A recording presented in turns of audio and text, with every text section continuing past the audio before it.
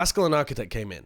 Now, I could be wrong, but I think that this was the first time that Rascal and Architect had ever come in for a hybrid map on their lower bracket run. So on their lower bracket run, Rascal and Architect only ever came in for escort maps. And you can get a huge amount of value out of the May Reaper and May Bastion and Farah Bastion compositions that they like to run on escort. Eichenwalde is a map where we haven't seen the San Francisco run this strat before, and the Titans probably have never played against a team as good as the Shock running this comp on Eichenwalde.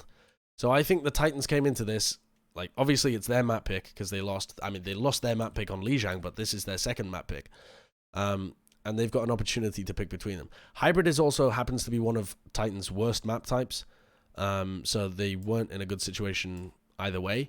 But I actually agreed with the pick of Eichenwalde, and when Shock subbed in Rascal and Architect, you're like, okay, now I know that I'm going to be playing against a lot of Bastion. So let's see how they actually managed to deal with that.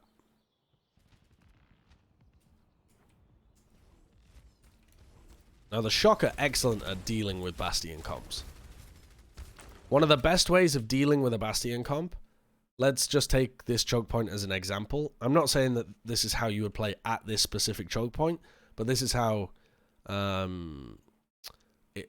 these kind of things are broken in general. If you want to play with the Reaper Doomfist, okay, you normally want to sub this out for a May at some point when you realize that they're going to be playing a Bastion.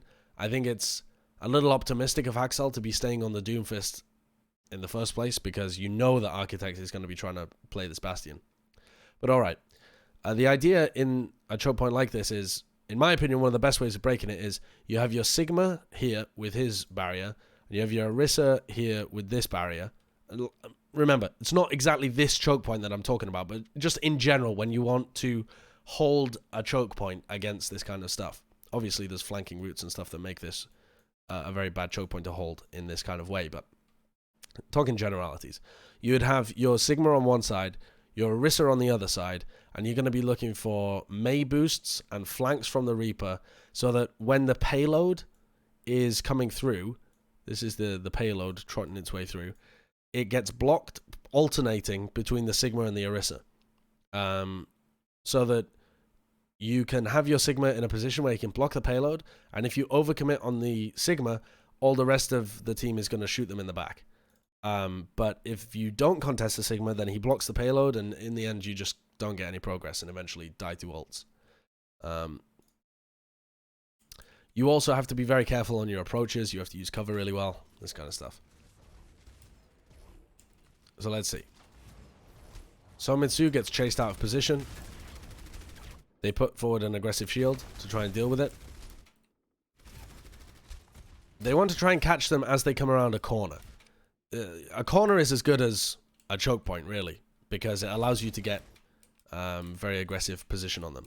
Rascal is playing this so crazy aggressive, in my opinion. This is really risky from Rascal.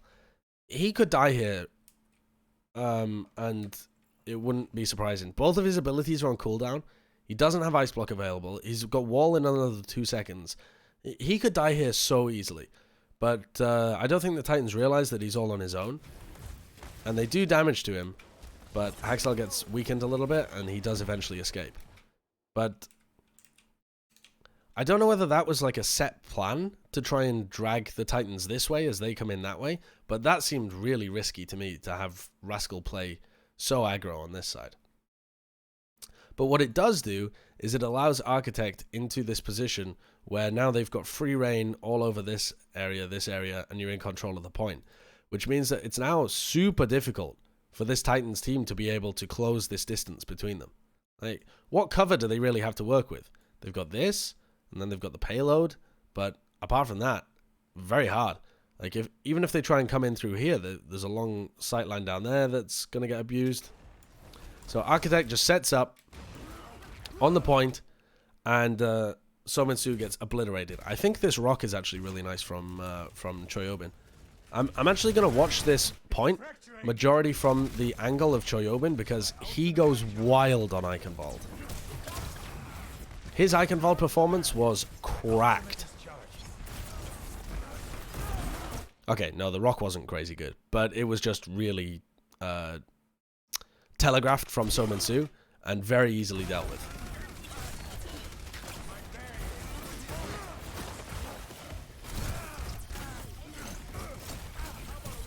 Again, just takes down the other DPS as well. Super aware of where all the flanks are happening. But the Titans haven't set up really a, like, solid engage this entire time. They've just crumbled.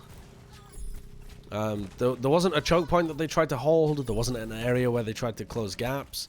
So Somansu flanked before everybody else was in position. It's messy. It wasn't a good execution at all.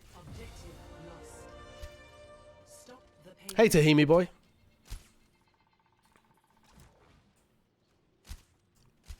Okay. Next fight. Janu is really far forwards, and Tizzy is about to support him. And they've got their Reaper up on the high ground, and Hexel's about to drop down. So they clearly want to hold this choke point, right? They want to hold here, so that if the Bastion and the payload try and come through, they've got somebody here to be able to block it. They'll have somebody around, you know, like here to be able to block it as well. There are flank routes to be able to come in around the side. This is a good place to stop a Bastion on Eichenwalde. And I would argue this is probably one of the reasons why Bastion isn't run that often on Eichenwalde, is because it's quite difficult to get through this first choke point, and if the Titans win this fight and they stay in control, then it's hard to get the Bastion set back up again and really roll through.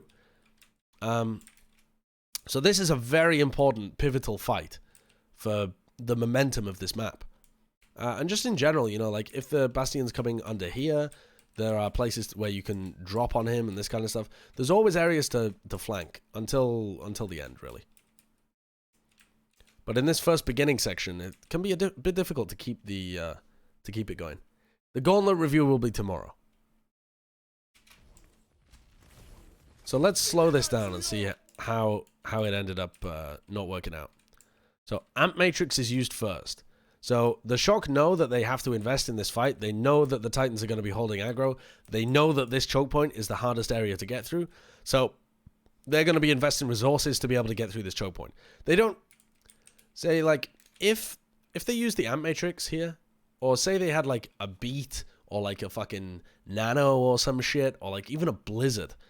If they use ults here and the Titans just run away, on something like a control map or that kind of stuff, you would normally consider that a win for the Titans.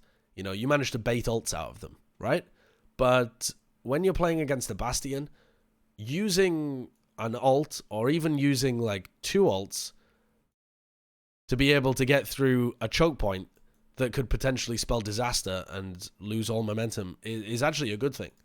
So if Titans end up backing up here, there isn't really another great place where they can stop it so quickly. So this fight is forced a little bit by the just positioning of the map. Janu just gets wrecked here.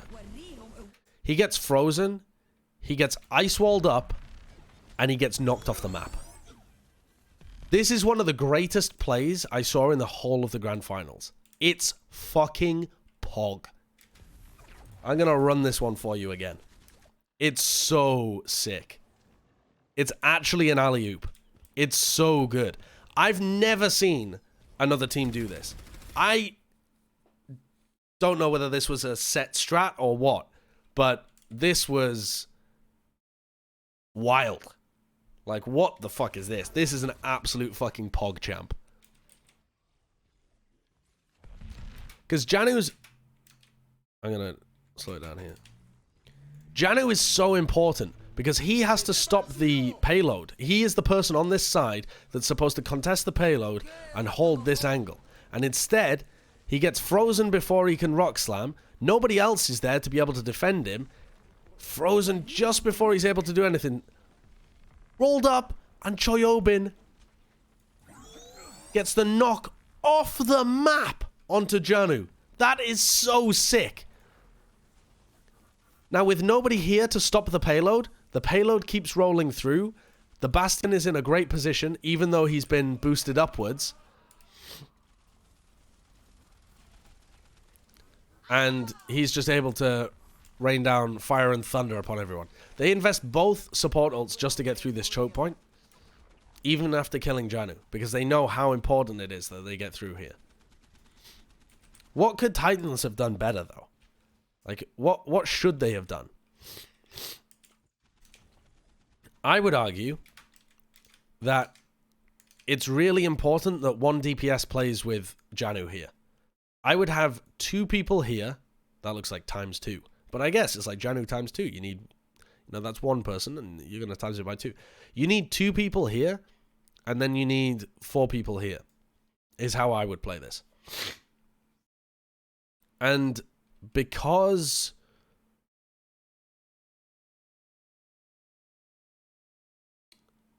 I think because Sominsu is going to be looking for flanks through here, maybe you put Sominsu here and you put Haxal here. But I'm not sure, because also you could argue that Sominsu can just flank through here anyway.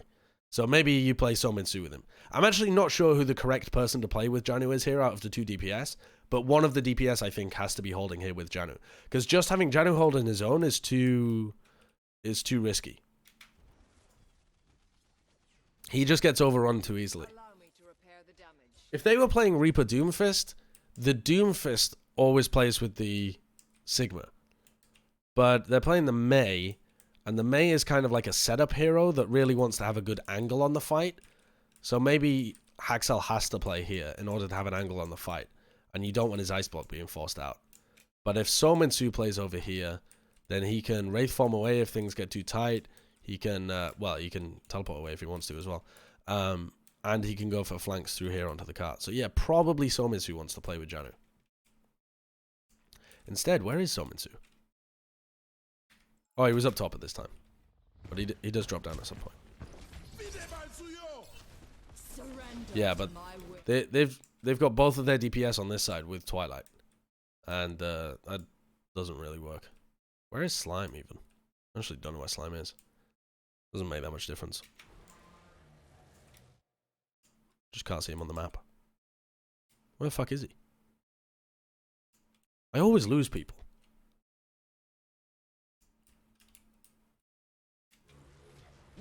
Oh, there he is. He's over here. I guess he must have just been coming back into the fight. Wait, what's he doing up there? What's he doing up there?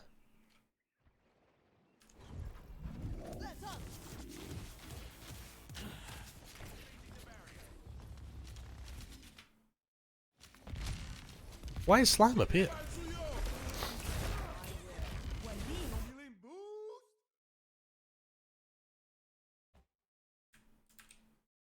Why is Slime up there?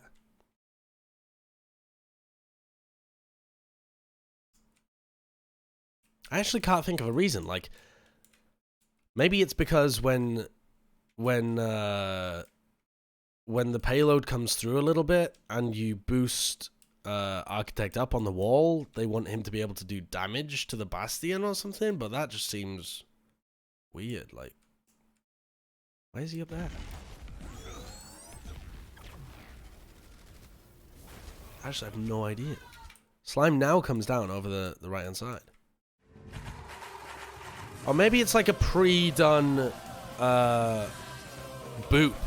Maybe he's setting up for a pre-boop. He's like got a certain wall ride that he wants to hit in order to boot people off the cart. Because he does that a lot on Eichenwalde. He has like certain rollouts where he wants to hit them. Relief Remedy, thank you for the Twitch Prime. Appreciate it. Thank you. No, this isn't for sneaky boobs. It doesn't make any sense.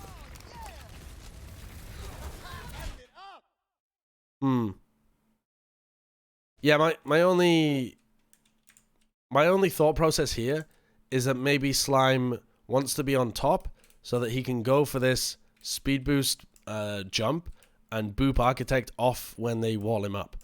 so that it's like a set play, right? The Bastion gets pushed up. He has to come out of recon mode. He has to come out of turret mode, because otherwise he's just a sitting duck and he's gonna die. And then you boop him off.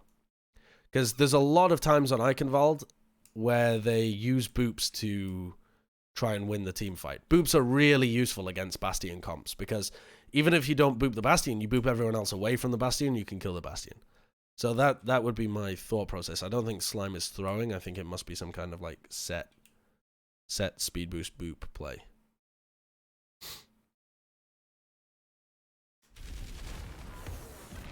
Anyway, this totally fucks up, mostly because of that incredible play onto Janu, but also because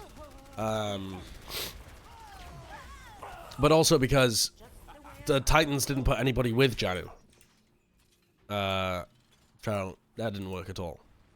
So the Titans really have only a few opportunities to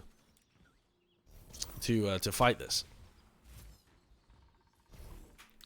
So they've got one opportunity here to fight this. We'll call this fight number 1. When the payload passes under here, this is fight number 2 that they can try and take. And honestly, when the payload ends up being like somewhere around here, this is fight number 3. So you're really looking for 3 fights on Eichenwalde B, I think, against a Bastion.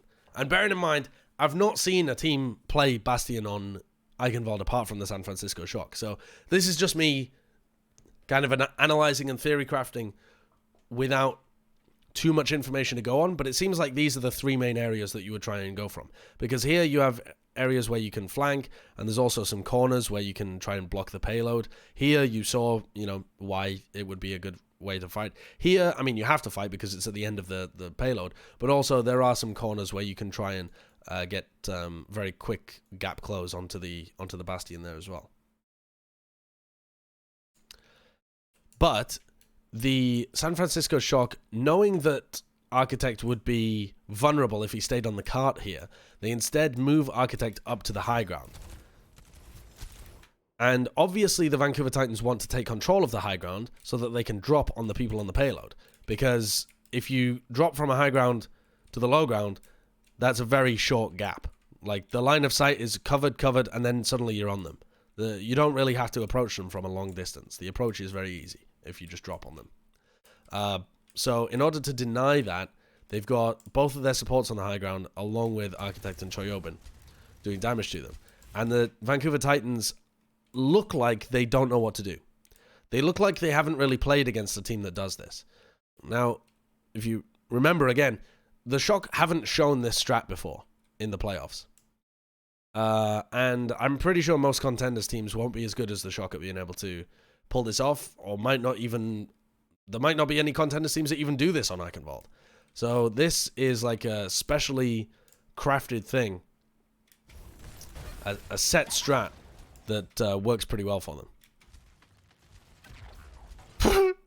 Smurf gets halted onto the high ground, seemingly against his will, where he drops back down. Flux and Freeze onto Janu, and Architect pops his ult, and this is essentially just both ults being popped here, the Blizzard and the tank form.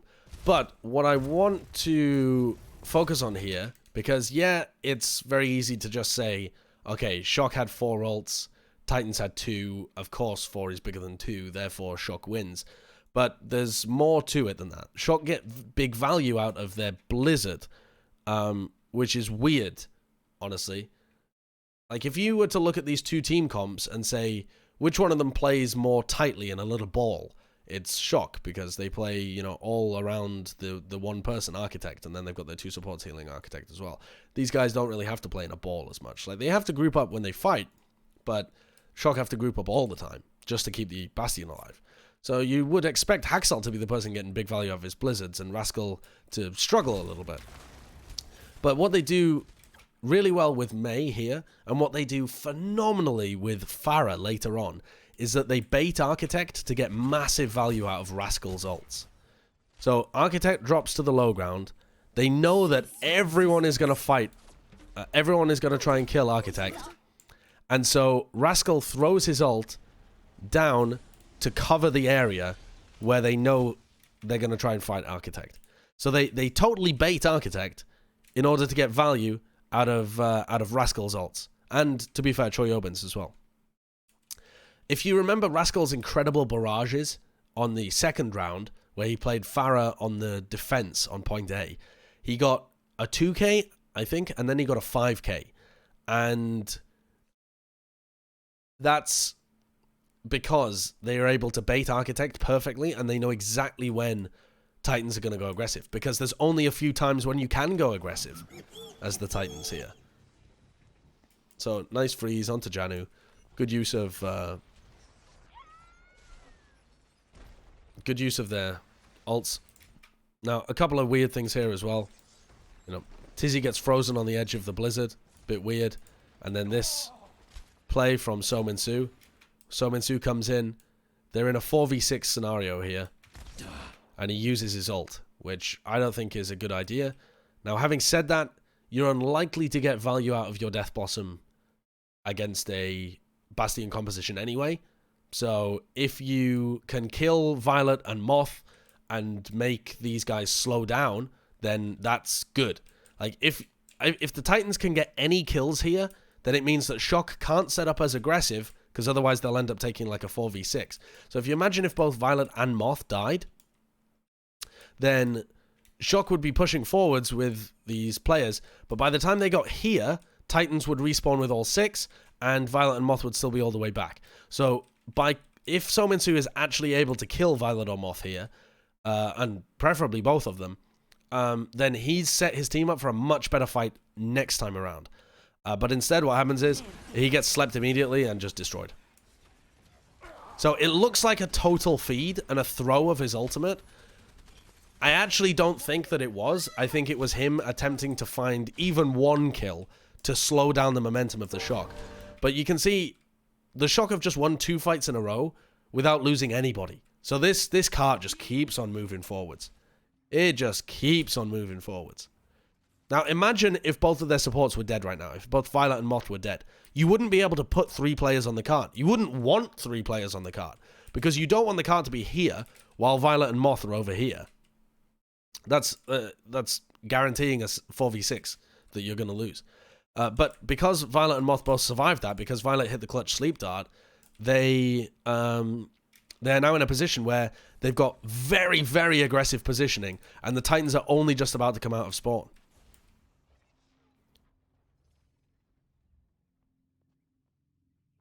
Can we see the sleep from Violet? Yeah, sure. Let's go back and take a look at it. I'll play it in full speed, because sometimes when you slow shit down, you lose some of the appreciation for, you know, how fast his reaction times were and stuff like that.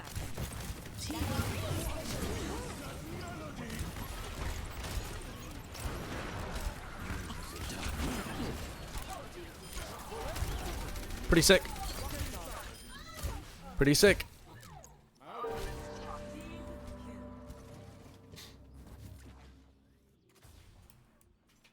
Right, so Moth takes high ground. Rascal comes around here. Now, obviously, they know that people are going to come from this angle and from this angle. So they've got people covering both. Moth is in a safe position where he can do a lot of work, you know, pumping out heals and also pumping out damage, and nobody can really contest him from the Titans at all. Like, actually, nobody can contest him. Rascal is waiting here with a wall. So again, they are baiting Architect in order to get value out of it. They know that they're going to go for Architect. They have to block the point, and therefore you have to kill the Bastion, because if you block the point without killing the Bastion, you're going to die to the Bastion. So Rascal is here. It's possible that Rascal could just wall off here or wall off here, and they might just be able to take the checkpoint for free. But instead, what they want to do is actually get kills. They know that Titans are going to be desperate and touch, and if they can get even one kill at the beginning from a sick Mei wall, then you are almost certainly going to win that fight, especially with a Bastion comp. And you are almost certainly going to be able to snowball that into quite a bit of momentum going into point C. So look at how Rascal uses his ult, because I think this is pretty intelligent. Smurf is also scouting on this side as well, because so that he knows, you know, who's coming. So they're set up, they know. look how close the cart is here. All right, so we're under less than 2 meters. Choyobin sees Janu, so they know that it's only Janu contesting. They've got eyes here. They know nobody's contesting here. They know that nobody's coming through this area because they can see there's Somitsu isn't teleporting. Janu isn't using his ultimate to get through this window. Janu is the only person that can block. Now, Rascal could use his Mei wall here to just stop them reaching the point. Look, 0.7. If Rascal uses the Mei wall here, they get the cap. But instead, what they do is they wait for Janu to come out because they know he's going to be desperate and block. They wall him off. They get this kill. And now, I mean, Janu goes for the desperation ult, which, okay, you shouldn't have used it, but it's not. You know, things are getting desperate at this point. It's literally a desperation ult. But now, they're going to win this point, for sure, and they are going to have kills to be able to continue that momentum into point B. So Rascal has prioritized getting the kills instead of getting a cheap cap, because if something goes wrong, you've wasted your wall, and if everything goes right, if you split somebody off with the wall, then you've also just generated a huge amount of space for yourself in point C. And their positioning was just so good, like, they were always going to win this fight. In the meantime, though, actually, where the fuck is Somitsu? Like, what actually happened to Somitsu? Or is he only just coming out now?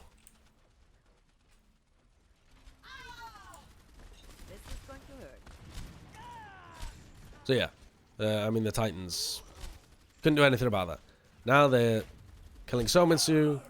They got the kills on others. That's allowed Choyobin to get position out of here. Imagine if they had got a cheap, easy cap by walling Janu off. Janu walks back, and now they have to push their Bastion through here, here, or here. And normally it would be this main one, right? This is a good choke point to hold for the Titans. The Titans would love to hold this choke point.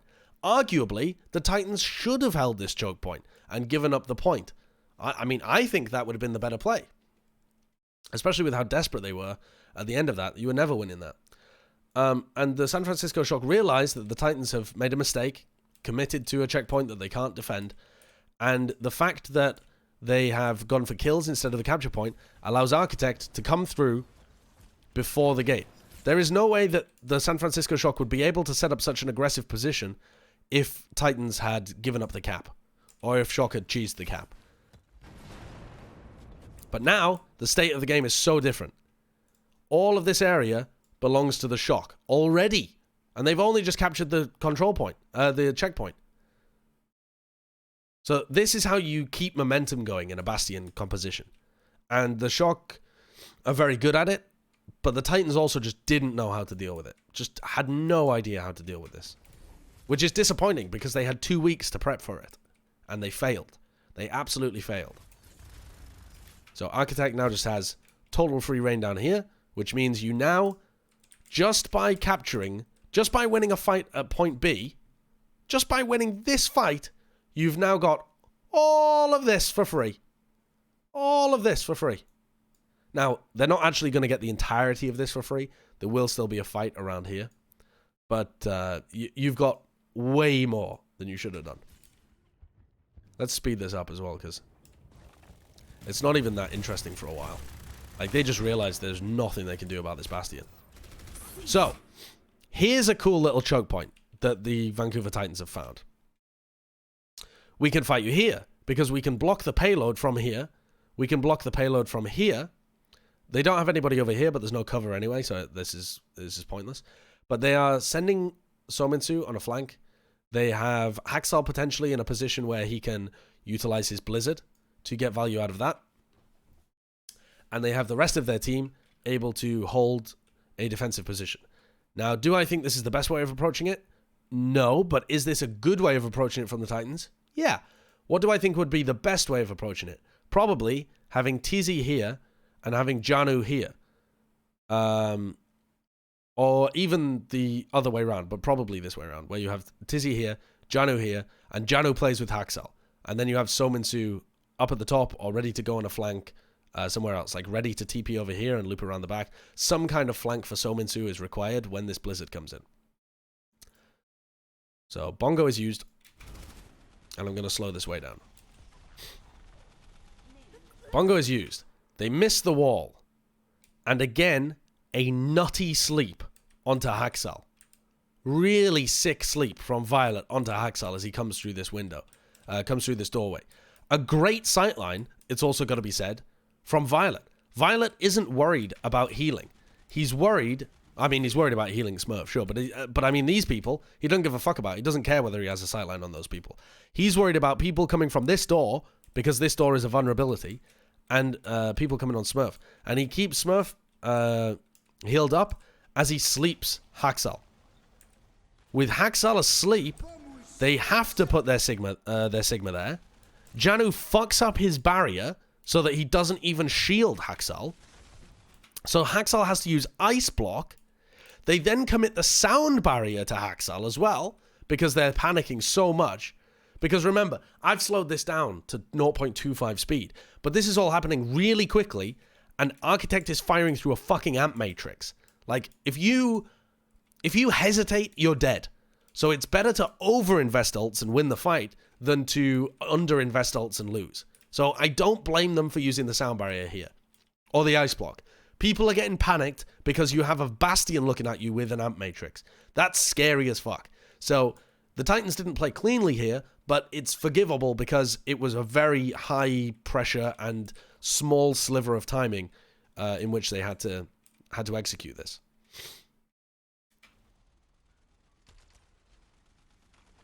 Haxal gets his ult,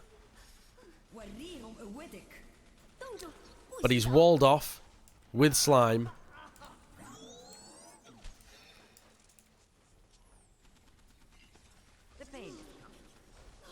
And dies.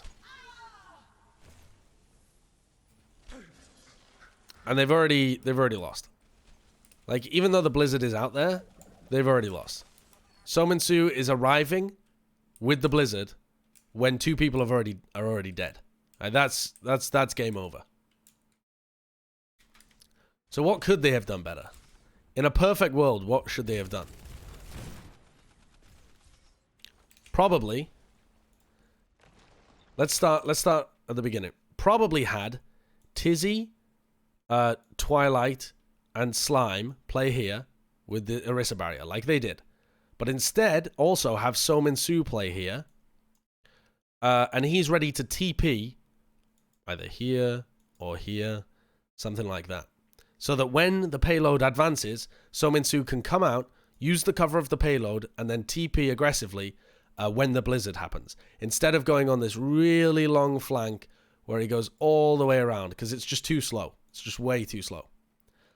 The other thing that should have happened is Janu and Twilight should have both been stood here with a barrier here that Architect doesn't have a great line of sight to.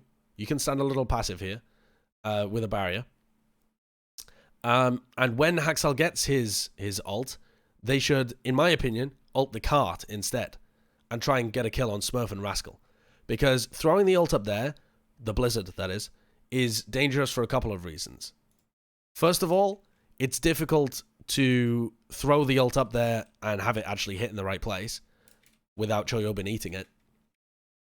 And secondly, it's difficult for anyone to follow up on it, apart from Sominsu, who's going on the large flank. If you manage to kill Smurf and Rascal, you've blocked the payload anyway, so Architect can't really do anything.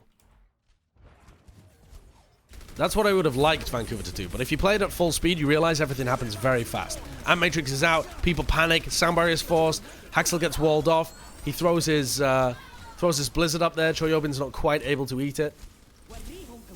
But people have just died way too fast.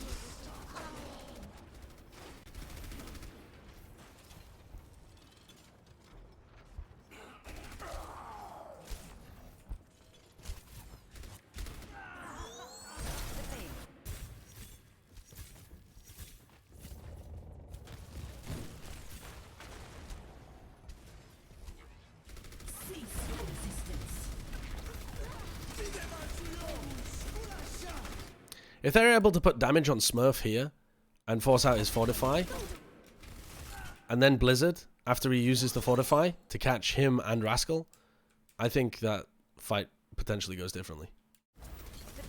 Having said that, the Shock's positioning was excellent just because Titans had made a mistake in the previous fight. And yeah, the point of the Orisa on cart is just a bait to get you into the sightline. But if you do manage to kill the Orisa, then you've done your job.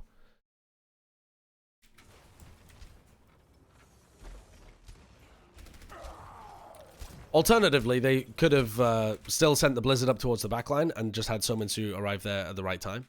But Janu needed to hold with Haxel.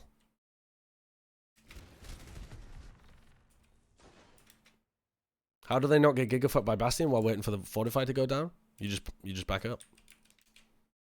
Like, you would be playing here, and you'd be squeezing the Orisa from both sides, because your Sigma is doing damage from here, and he's not in line of sight of the Bastion. And you've got Bongos here, and you've got your, you're doing damage to the Orisa shield, and your Reaper is playing here. Like, the cart is like this, right? So this Bastion doesn't have line of sight to the Orisa or the Reaper or the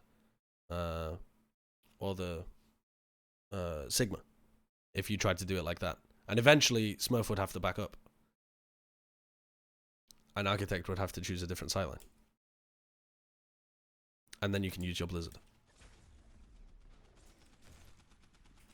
At least that's the way that I would try to run it. Now, yeah, is this the Chandelier Bastion? I think it is, right? This was nuts. I'm not even gonna talk about this play much because it's obvious how sick it is. I'm just gonna say, what the fuck? Again, they're so good at being able to carry momentum forwards.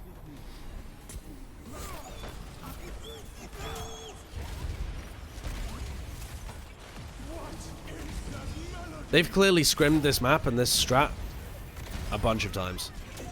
I imagine Atlanta Reign got so mad at being rolled on Eichenwalde. I mean, maybe they were playing against Korean teams, but I think it's always risky to play against Korean contenders teams with a strat like this because you never know whether they're going to share those scrims with Vancouver. Like, if I had to guess, I feel very confident that this was something they practiced against Atlanta Academy, actually. Rather than the Korean contenders teams. Is it true that Architect didn't know you could rocket jump to the Chandelier beforehand? I don't know. It doesn't look like a fucking impulse move. It looks like he's done it before. If this was the first time he's ever done it, then the fucking balls on that lad. Or I guess not the balls, but just the wild brain on that man. Architect said in a post-match interview it was a spur-of-the-moment play. I mean, that's insane, then. I mean, that's even more insane.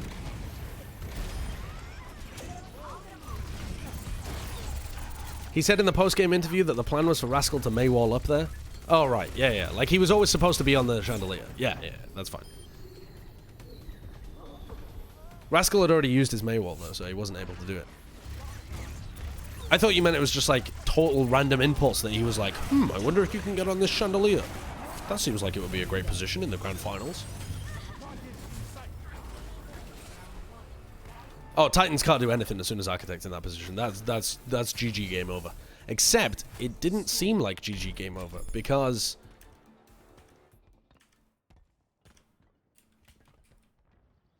Oops.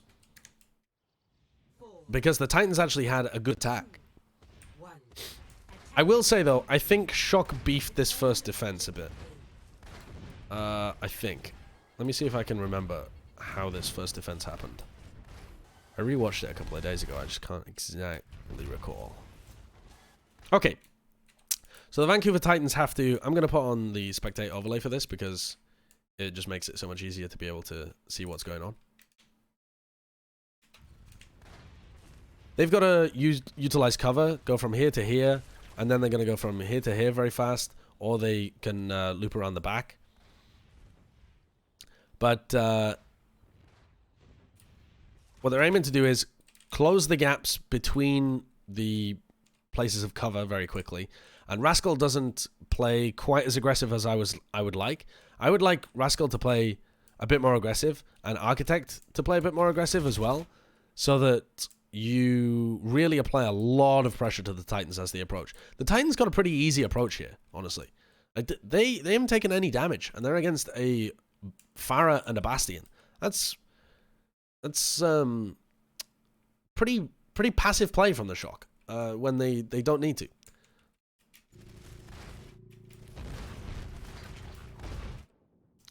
So a sleep dart here is a game changer. And let me take off the spectator overlay. Twilight sneaks up around the back and lands a sleep dart.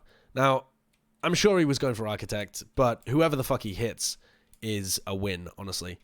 So he manages to sleep Violet, and I think this is the kill that ends up getting converted in the end, isn't it?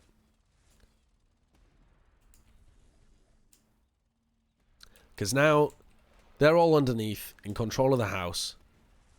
Slime goes for this boop, which he goes for over and over again. This boop is really important to be able to take control of the high ground, the balcony area. You come up from the bottom, you come up around the house, and you boop these guys. Now, it just so happens that Violet is on the floor asleep, and Smurf decided to try and protect him. But in a normal scenario, when they're all stood around here, you can frequently manage to boop everybody off apart from the Bastion. And then the Bastion is really easy to kill because he doesn't have the rest of his team around him. So that's the Titan's strat. The Titan's entire strat to break this hold is to somehow take control of the hunting hut, whatever the fuck it's called, and then boot people off the high ground and kill Architect. But they got this fortuitous sleep on Violet, which allows them to pick Smurf, because, again, they get a purple on him. The Sigma shield isn't good enough. Troy Oben's not in position. And Smurf ends up dying. But that was because of the sleep on Violet. Like, the reason that Smurf was miles out of position was because he was trying to help Violet. He just thought he would get saved as well, but Troy Oben, for some reason, went on the low ground. Why did Troy Oben go on the low ground? What happens to Troy Oben? Why is he not up there with them?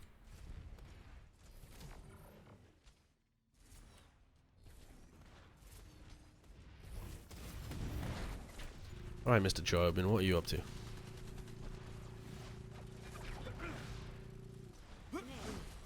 What's he up to? He falls off. Well, we call that one the Papega play, honestly, Shoy. That's, whoop. Oopsie daisy. The MVP of the Grand Finals, ladies and gentlemen, accidentally fell off. And therefore, this barrier was useless for Smurf. And therefore, Smurf died. And therefore, they lose the fight. But, honestly, Rascal nearly clutches. And here's what I wanted to talk about before as well, about them baiting Architect for Rascal. Use of Immortality Field is great to be able to get the res for Moth as well. Oh, actually, no. Is this the fight that they ended up winning in the end? I can't remember. I thought they ended up losing this fight, but maybe not actually. I can't remember how this fight goes. Okay, so Architect is now on the high ground on his own. Oh, just with Violet. Smurf dies again. How did Smurf fall off this time? I don't really remember this fight after Smurf died. After Smurf died, I was just kind of like, oh, that's it. Res has been burnt. Very difficult for them to be able to win from here. Why does Smurf come off? Is it because Troy Oben's on the low ground? My god. Troy Oben's causing so much fucking trouble for his team because he sat on the low ground. Oh, he got booped. Smurf got booped off the high ground by Slime again. Okay, so this is what I'm saying about Slime being so effective. I didn't even notice that he'd done that one, but he does it on on round 2 and gets a huge boop as well. So apart from Troy Oben just dicking around on the floor like a weirdo, Slime also gets a nice boop onto Smurf there, which is pretty good. And it means that Architect is alone on top. So Smurf gets run down after he's been booped off, which is all well and good. Very good. And let's take a look at how Rascal gets value out of his ult. Because it's still possible for the Shock to turn this, even though Smurf is down, as long as Rascal has his barrage available. This barrage can be super, super important, because as they come and flank up here to try and deal with Architect, or sometimes they'll use the May boost to be able to, like, boost up and run at Architect. They know that everyone's going to be trying to kill him, and you can gather even more people in the area by using like Immortality Field or something as well. And then Rascal will just find a safe position and barrage everybody. And you can frequently pick up like 2 or 3 kills with it, because nobody can focus on the Pharah because they're trying to kill the Bastion. You have to kill the Bastion. Like, if you turn around then and you kill the Pharah, the Bastion's just going to chew you up or possibly survive. So it's a good comp, this Pharah Bastion, especially when Rascal has his barrage available, because it's so damn difficult to deal with. Okay, so now Architect is just on the edge. Justice. And Rascal barrages, and it manages to catch Tizzy and Slime and Janu. And Haxal as well almost dies and is forced to ice block. But Choyobin cleans him up. Now, the issue here for the San Francisco Shock is that they spawn so fucking far away, and Choyobin's about to die, so they can't really hold on to this. But they nearly did by killing 3 people in a barrage. And in round 2, they actually kill 5 people. Rascal kills 5 people on the next round, doing the exact same play, where he predicts perfectly that they're going to commit onto the Bastion. And because you have to hard commit onto a Bastion, you can't bait a commit onto a Bastion. He just barrages and kills them all. Rascal's barrage had me molding. What? Are you a Titans fan? Or you just felt like they should have saved it or something? Oh, you're a Titans fan. Yeah. Alright, so let's speed this back up to full, because the Titans are able to do a decent job here. The Shock are running a weird comp now. They've got a May Doomfist. Sominsu feeds. I'm not going to go back and find out where that was, because we've seen it so many times before already. But you can see that the San Francisco Shock are holding close here. They use their Amp Matrix. They're in control of this choke point, at least for now. Blizzard is eaten by Choyobin. And you've got a really weird kind of team fight where Nana's been used, Death Blossom's been used, they use Blizzard as well. But really, these people out on the low ground have just been swarmed. Janu's off angle is lovely to be able to pile damage into Choyobin and Smurf. Sominsu did enough with his Death Blossom and has distracted everybody, and Architect didn't get any value. So if you're running a Doomfist, if you're gonna run a Doomfist May, so you have no consistent damage output, unless your Doomfist pops off, you're gonna lose the fight. So yeah, they made Titans expend a lot of ultimates, but it's just kind of a weird comp, I think. I don't really know what they were trying to do there.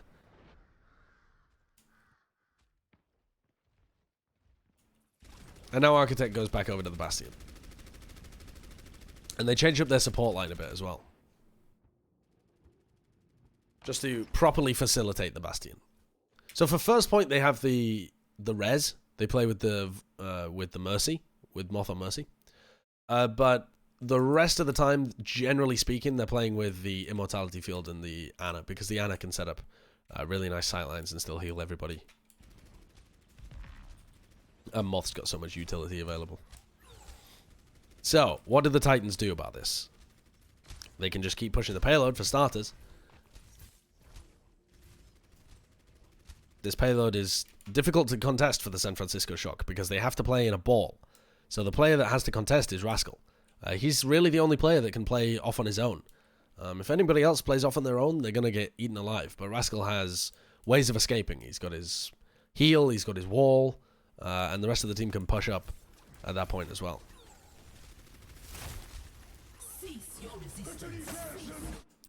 But while Rascal is away, they push aggressive, they use Bongo, they use Flux.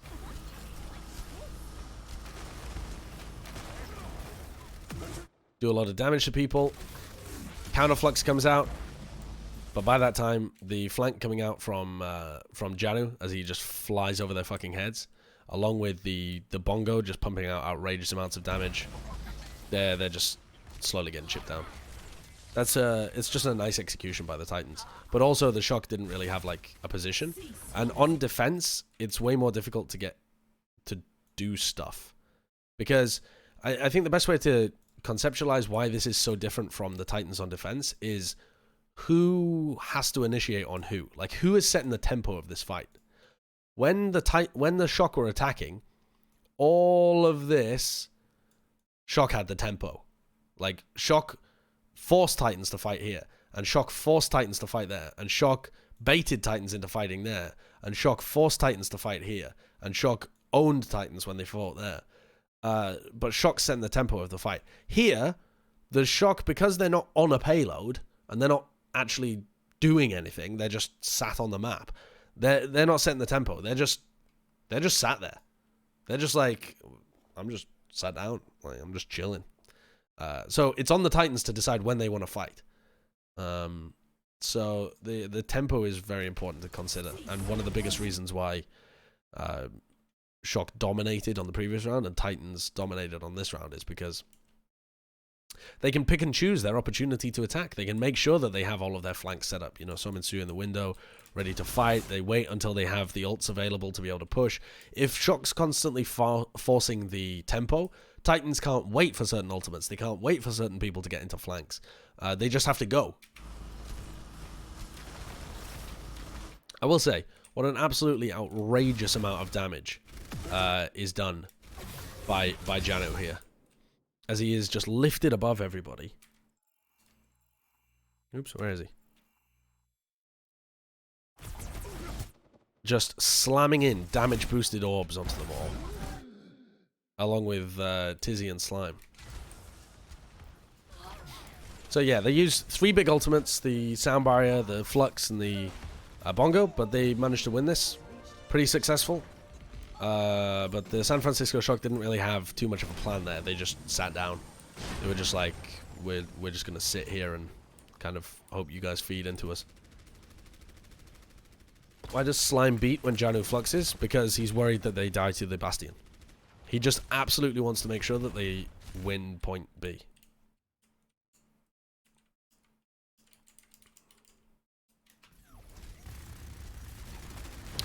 Alright, so Bastion up on the high ground again. But again, Titans can pick and choose when they want to engage.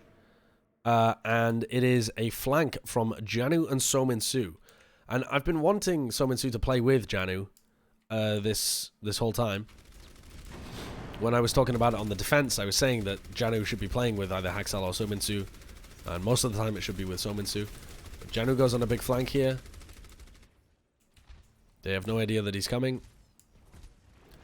Matches up perfectly. Finally, they have managed to sync up a timing properly so that Sominsu and Janu are there at the same time. Nobody knows that they're there. Rock onto Moth. He dies before he even knows what's happening. Nice barrier as well. And Architect is now forced to face backwards and forwards at the same time, and then gets slept. So that's a nice execution from the Vancouver Titans. But again, it comes down to tempo. Titans had control of the tempo because Shocker just sat there. So they can afford to wait for these guys to get into flanks. But if you imagine it the other way around, if the purpose of the map was to control this little area, like it was King of the Hill or something, it was a control point up there, then they might not have had time to set up that flank, and so they just kind of rush at them and they end up dying. That's why tempo is really important. Like whose turn it is to fight, who gets forced into fighting at what time.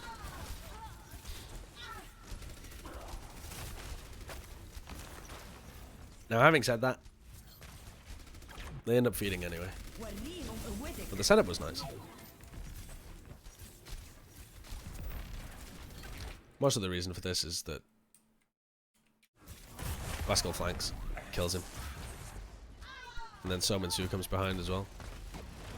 And dies.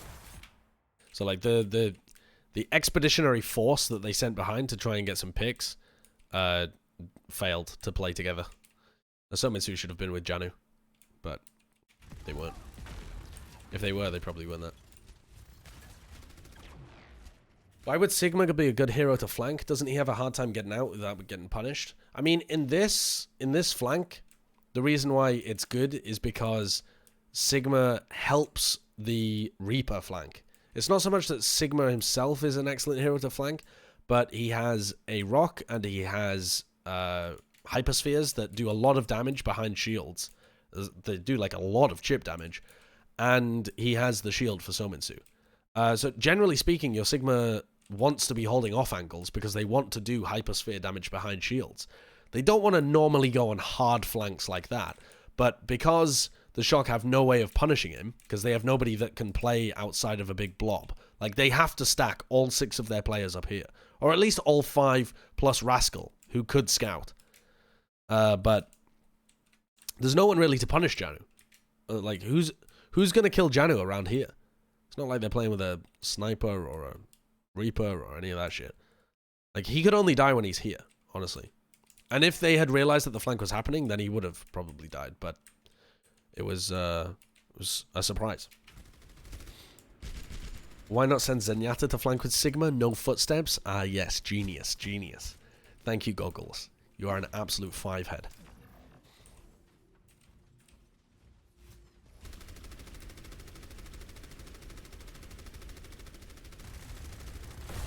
Alright, so, again. Flank setup. This time it is Haxal with Janu. They don't have to force this fight, so they can back off because they have the tempo advantage. This time, Haxal and Janu are on the flank. Architect can't do any damage to them, so they're not really that worried. Architect is constantly looking behind him, though, because he's worried about it. And this time they're doing what I said to do before, which is, yes, the Orisa is the bait, but if you kill the Orisa, the cart's going to start moving. Or in this scenario, remember what I was discussing before when they were trying to hold this area, and there was just a solo Orisa on the point, and then all of the rest of them were holding up here? I said try and get one person here to spam, and one person here to spam, and then your Reaper to engage them. And by doing that, you can kind of, yes, the Orisa is the bait, but you stay out of line of sight of this Bastion, and you can still have success. This seems to be what the Titans are going for here, where they have some people that can prod Smurf from the front, and Haxal and Janu got spotted when they were coming around behind, so now Janu is just trying to do some damage to Smurf to soften him up, and they've managed to force Fortify out of him. So Smurf is now a little more vulnerable, because he doesn't have a Fortify available. You know, if you wanted to use your Blizzard, it would be an overinvestment, but you could. If you want to just hard push into Smurf and try and kill him with Sominsu, you could, but you'd have to time it at the same time as somebody flanking from behind so that Architect didn't kill you all. But softening up the Orisa that is just there to block the payload, or either block the payload or push the payload, is also something relatively effective. But Sominsu just gets the nano and he poos on Smurf. He knows that Smurf doesn't have the Fortify because they forced it out of him with Janu and Haxal flanking. And even though the Bongo comes out, the Bongo doesn't grant you immortality. So Sominsu just walks around and claps his cheeks. So that, I think, would have worked if they had tried to run it on the defense, which is why, like, I just think that's a fundamentally decent plan. Because now you've just got a free pick. Like, yeah, you haven't really dealt with Architect, so it's going to still be difficult to push the payload, but at least now you can use the payload for cover, and the cover moves with you.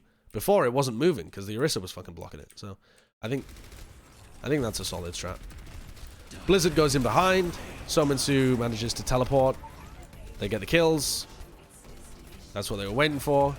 And this was facilitated because they managed to force Fortify by utilizing multiple angles onto their Orisa. Onto the enemy Orisa. So there you go. Sideshow's 5-head strikes again. Sign me as head coach. Get rid of Peugeot. Peugeot? Don't actually get rid of Peugeot. Or do. I mean, it's up to you. Okay.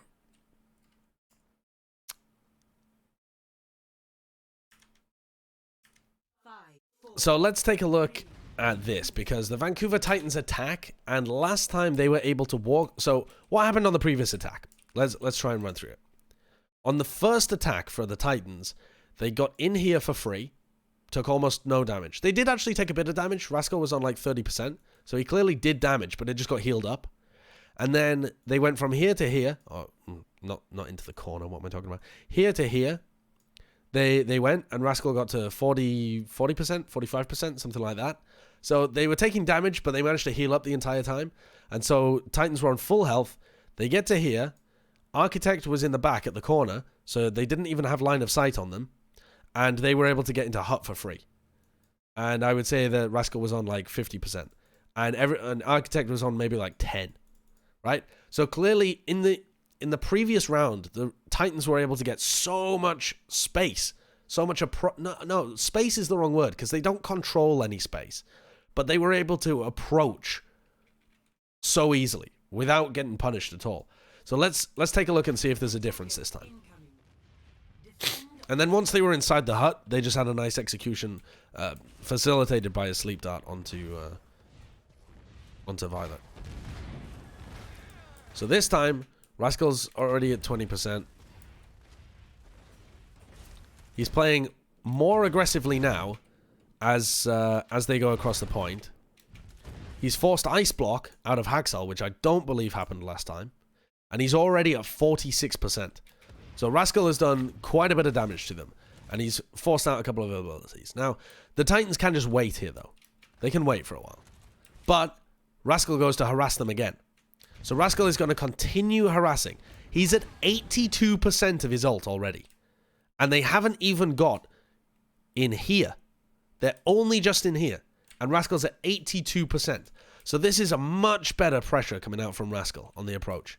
Also, Architect in an aggressive position where he can see this sightline, which he couldn't do last time. So as they approach, they're forced to use Maywall. They're forced to use their both of their shields get deployed. And Rascal's at 90%. So the Titans have got inside, but it has cost them a bunch of cooldowns, and Rascal has ult. This is the boop that I was talking about before. Slime comes up around the side and boops off the main tank. Boops off Smurf. In the meantime, this nutty play happens where Twilight hits the Bionade on the side of the tower to kill Rascal. But Rascal actually trades with Twilight. So it ends up being really like a bad play for Titans, honestly. Like it's cool for Twilight, but he's dead and Rascal isn't. So who got the last laugh at the end of the day? And the Titans end up going down. Rascal gets a barrage. Kills Tizzy. He knows that he got a really early barrage. He can get a barrage every single fight. Rascal can literally get a barrage every single fight because he knows the pathing is so predictable for the Titans. Here to out here to back in here. And some of them might go up here. But the pathing is so predictable, Rascal can get an ult every fight. So he should just use his ult. So he uses it just to make sure that they're going to be able to get kills. Sominsu is eventually going to die. Yada yada. Oh. What is Janu doing on this fucking hero again? I thought I got rid of you, Diva.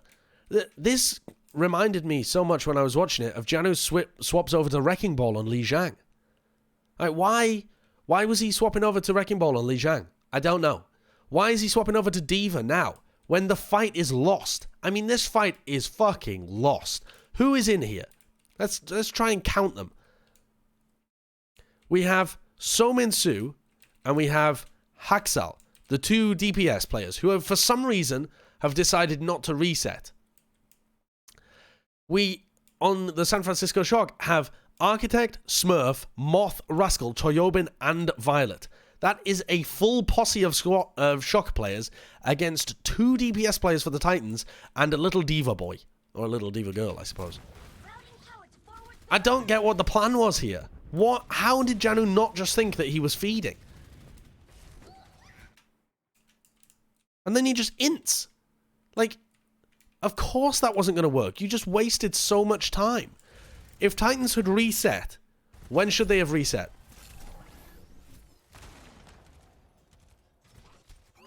Honestly, they should have reset when Twilight died. When did Twilight die? Okay. Oh my god. Speedy OW. Thank you for the 2 months. Not gonna lie to you, Sancho, I didn't even mean to sub to you. I honestly didn't even know I had money in my account.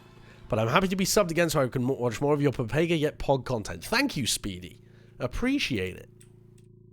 You know, appreciate the money. Don't so much appreciate the thought that you weren't gonna sub to me. But I appreciate the honesty. Alright, let's look at when they should have reset.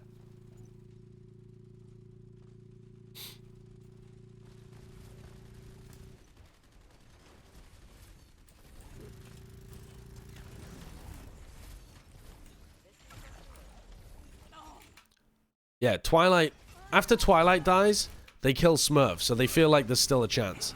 Choyobin's weak, and so Sominsu could have got the kill, so it still feels like they have a chance. So I can still see this. This kind of makes sense. Even though they're fighting a 4v5, it feels like they can do it. But then, as soon as this happens, they're donezo. They're absolutely donezo. As soon as Tizzy dies, they are totally done. They should be resetting right now. Right now, they should be resetting. And instead, they just hang around. 3 of them in the house forever. So they should have reset at 1 minute 50. And instead, when do they reset?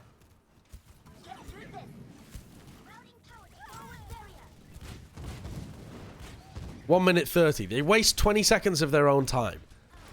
And remember that this comp takes so long to be able to go from here to here to here, back down to here again, into here. Like, that whole process takes 30 seconds. So now you only really have 1 fight. If you had 20 seconds extra, maybe you get 2 fights. Now you only get 1. I mean, maybe you only get 1 anyway, but still, why are they committing to it? I don't think that's a good idea. If anything, all you're doing is building up the Shock's ultimates, so seems like a terrible idea no matter which way you slice it. Okay, so Rascal at 31% has decided to take this slightly more passive position, but still an area where he can get a lot of spam in onto the players for the Vancouver Titans. He gets up to 50% on that first approach. He drops down a little bit. Now he's going to go back over the top. Oh, he was going to go over the top. Oh, he's just going to spam the main approach. So, Amp Matrix used very early on. Damage rains in from Rascal as well. 80% for Rascal. And watch him bait Architect. It's beautiful. So, Val gets popped because they know it's final fight. You should absolutely pop your Valkyrie. Slime comes up around the back for this exact same boop that he's done 4 times now this map. And he boops 3 players onto the low ground. 3 players are onto the low ground here. So this is great. If Tizzy, Haxal, and Janu had instead been inside where they normally play from, they could have rotated up top and they could kill Architect here. And in fact, that's exactly what Sominsu is going to go for. So Haxal and Tizzy boost their way onto the high ground, which, yeah, I forgot that that's an option as well. So Haxal, Tizzy, and Sominsu are now going to kill Architect. Rascal baits Architect completely. He knows Architect's going to die. But this sets him up for a wonderful barrage. And somebody should be predicting this. I think if you use Haxal's Blizzard right here on the high ground, just to ensure that you get this kill on Violet and Architect and Rascal can't barrage it, then you probably win this fight. Die.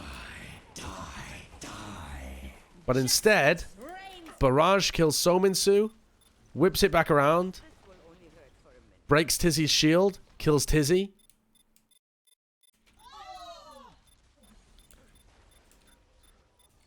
Kills Janu. And then also buys space for Moth to get the res. Like, wonderful work baiting Architect. Fantastic work. And then Rascal hits this nasty little fadeaway rocket on Twilight as well. destroys him, drops in and kills Slime, I believe. Really, really sick play from Rascal. But more so like a sick play from the team. They know that Titans have got a hard engage onto Architect. Now, I want to highlight this Blizzard as well. From Haxal. Because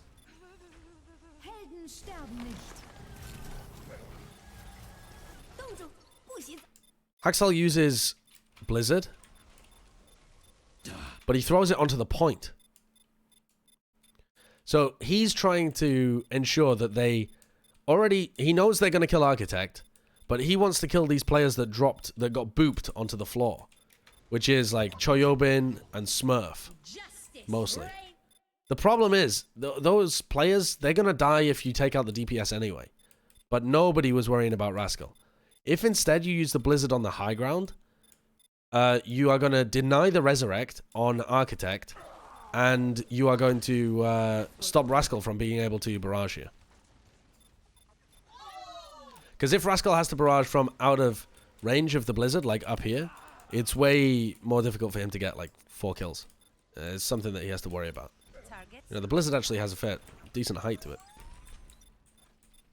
Now, having said that, you could also just not use the Blizzard at all, and you could try and get out of there, but I think somebody's going to worry about Rascal.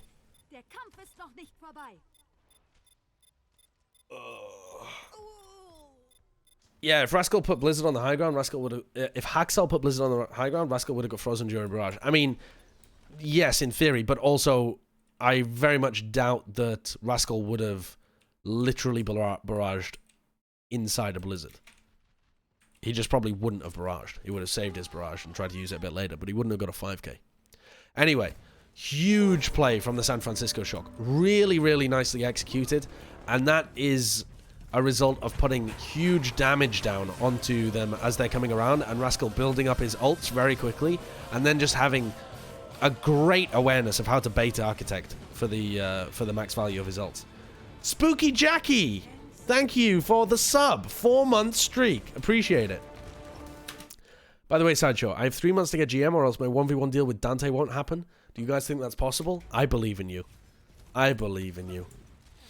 Okay, so they're on the point for like a final push, but it's really difficult. They haven't been able to really find position. Haxel's also died. They can't play the point at the same time as playing inside the house. And because they have to play the point, Architect just gets free damage on them all, and they die. So that's basically the end of this map.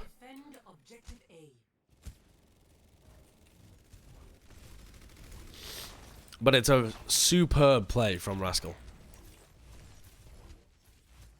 Titans still should have won this map. What, you think they should have full held? I mean, possibly, but it's still pretty hard to full hold with 2 minutes left. But they basically just, they fucked this up.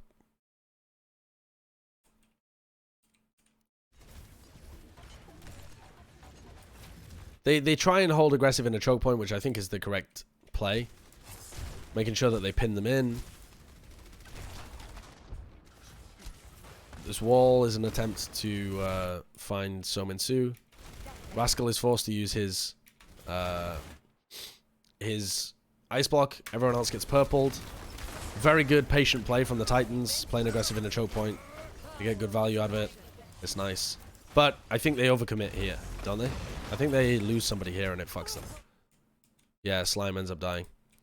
Like, once you've got 1 kill on Moth, you don't really need to peek again until they get people back.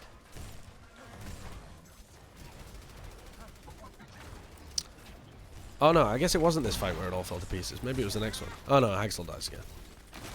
Yeah.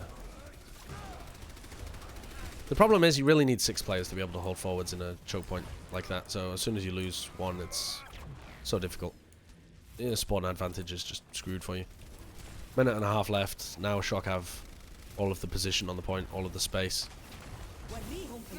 Architect coming back in the fight. He gets rocked. Somitsu comes forward with the nano boost, but they can't really do anything about it. They'd like to hold forward at this choke point, but it's too risky because you can just flank from here and kill everyone. So you can't really hold forward at that choke point. Seems like some of them want to hold aggressive inside here and like spring on them when they come forwards, but some of them also want to hold around here and just spread out around the map. So Titans are forced to improvise on the fly.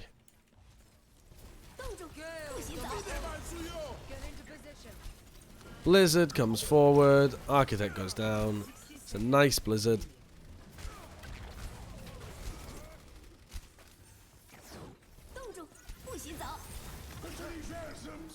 Counter Blizzard is out from Rascal.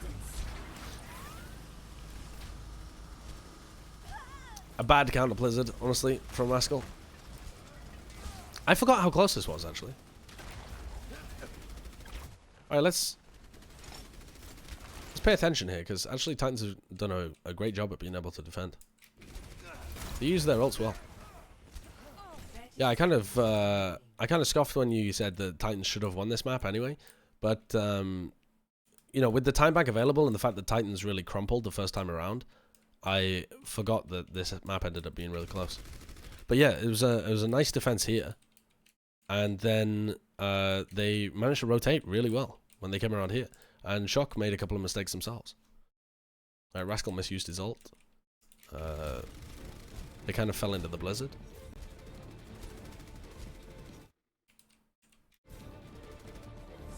That was Rascal's only questionable Blizzard so far.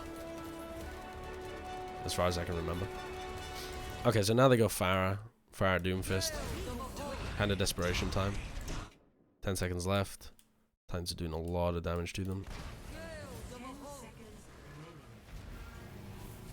Good play so far from Titans. Flux. Ooh, Flux catches 3 right into Rascal. Holy shit, Rascal pounds them. Yeah. So what did Titans do wrong here? Because there's a bunch of stuff that Titans did well at the end. But what did they do wrong? I think the problem was still trying to hold forwards against a Pharah Doomfist comp. Because if you hold forwards, all you're doing is showing your back to the Pharah, basically. Like, you want to hold... In an ideal world, you would want to hold this final fight somewhere around here, I think. So that you force the enemy tanks to play on the point, and then you kill the enemy tanks with your May Reaper comp.